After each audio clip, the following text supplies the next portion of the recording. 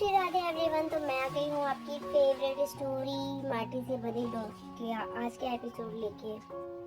आज का एपिसोड बहुत ही इंटरेस्टिंग होने वाला है और साथ ही बहुत ही इमोशनल भी होने वाला है, जहाँ पे हम देखने वाले हैं कि जो जया होती है वो अपनी जान देना ज़्यादा जरूरी, मतलब ज़्यादा इम्पोर्टेंट समझ लेती है। बिकॉज उसे ऐसा फील होता है रणविजय की लाइफ में उसकी कोई जगह नहीं रह गई है और वो उससे इतना प्यार करती है। वो अपने हक के लिए लड़ना भी उसे ऐसा लगता है कि रणविजय की खुशियों को कम करना होता है, क्योंकि खुशियाँ अब उसके अंदर वो ढूंढ ही नहीं पाता है।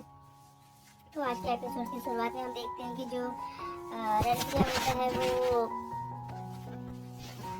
वो रणविजय जो है वो कहीं ना कहीं उसको सिर्फ अब बैजू के लिए ही फीलिंग्स रह गई है। वो जया के बारे में कुछ सोचता नहीं, पर जया से उसने बात किया है कि तुम कल घर पे आ जाना, और उससे बोलती है कि ठीक है मैं कल घर पे आ जाऊंगी। पर यहाँ पे हम देखते हैं कि जो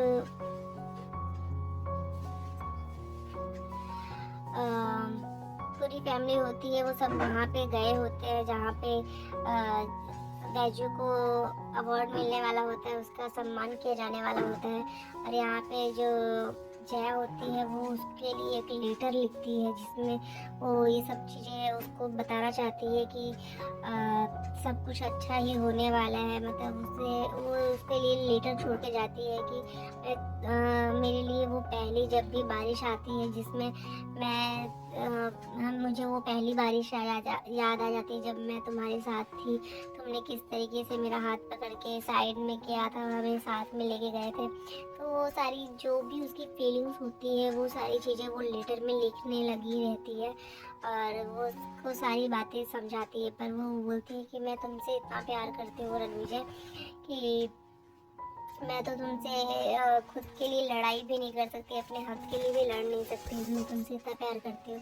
और फिर मुझे तो ऐसा लगता है कि किसी की लाइफ में कोई अगर है उसके साथ है तो फिर वो उसके करीब रहता है तो हमेशा ही उसके पास रहता है। लेकिन तुम मेरे सामने रह के भी मुझसे कब दूर होने लगे मुझे पता ही नहीं चला। मतलब वो सारी फीलिंग्स तो वो लिखती ही रहती है। तभी वहाँ पे डोर बेल बजता है तो वो जाती है, डोर ओपन करती है तो वहाँ पे वसुंधरा जी होती है। और वसुंधरा जी जब आती हैं तो फिर उसको देखती है इस हालत में वो रोती ही रहती है, उसकी आंखें पूरा आंसू से भरी ही रहती है। तो वो चीज़ें देख के फिर वसुंधरा जी समझ जाती है कि वो बहुत परेशान है। फिर वो उसे सब चीज़ें बताती है कि बेटा मैं तुम्हें एक चीज़ बताने वाली हूँ और तुम कल घर आने वाली हो तो मैं तुमसे एक बात ही बोलूँगी कि मैं तुम्हारा दर्द बहुत सही अच्छी तरीके से समझ सकती हूँ, क्योंकि राव साहब की लाइफ में भी मुझसे पहले कोई थी जिसको मेरे हिस्से का प्यार मिल रहा था।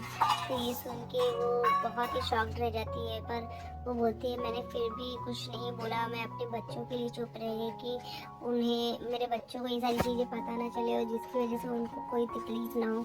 तो ये सुन के फिर जया जो होती है वो कुछ नहीं बोलती है और फिर वो बोलती है कि तुम अपने हिस्से के लिए हमेशा लड़ना और रणविजय को अपने हाथ से कभी मतलब अपनी लाइफ से ज़िंदगी से दूर मत जाने देना, अपने हक के लिए लड़ना तुम। और रही बात अगर इसके लिए तुम्हें किसी की ज़रूरत पड़े, किसी को घर से विदा करने के लिए, तो उसमें भी बिल्कुल भी मतलब हिचकिचाना मत और मतलब बेफिक्र होके तुम उस चीज़ का डिसीजन ले लेना और मैं तुम्हारे साथ हूँ। तो ये सुन के जो जया होती है वो एक बार तो फिर उसको समझ में आ जाता है कि वो वैजू की बात कर रही है, जो वसुंधरा जी है उसकी आई। तो बोलती है कि आई आपको देर हो रही होगी ना, आप गए नहीं दीदी के फंक्शन के लिए। तो वो बोलती है कि हाँ अभी जाना ही पड़ेगा। तो वो फिर वहाँ से चली जाती है और यहाँ पे हम देखते हैं कि जो बैजू होती है वो इंतज़ार करती रहती है। तभी वो देखती है वसुंधरा जी को वहाँ पे आते हुए, तो वो खुश तो होती है पर उसको कहीं ना कहीं ऐसा होता है सब चीज़ें सिर्फ फॉर्मेलिटी के लिए लोग आए हैं और वो जया को मिस करती है। और यहाँ पे जया भी बहुत मतलब परेशान हो जाती है। वो बैजू और रणविजय को बहुत मिस करती रहती है और रणविजय का इस तरीके से बदला हुआ व्यवहार देख के उसे बहुत तकलीफ होती है। और यहाँ पे देखते हैं कि जो वैजू होती है वो इंतज़ार करती रहती है, तभी वहाँ पे रणविजय आता है।